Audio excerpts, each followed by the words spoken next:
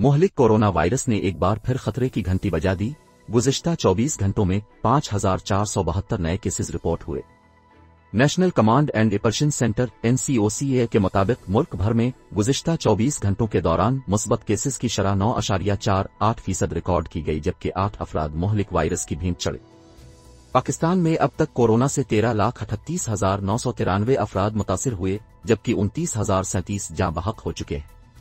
NCOC के मुताबिक सिंध में 5,09,308, पंजाब में 4,55,499, वफाकी दारुल हुकूमत इस्लामाबाद में 1,12,557, खैबर पख्तूनख्वा में 1,82,619, बलोचिस्तान में 33,744, गिलगित बाल्तिस्तान में 10,455, जबकि आज़ाद जम्मू व कश्मीर में 34,811 अफराद कोरोना से मुतासिर हो चुके हैं।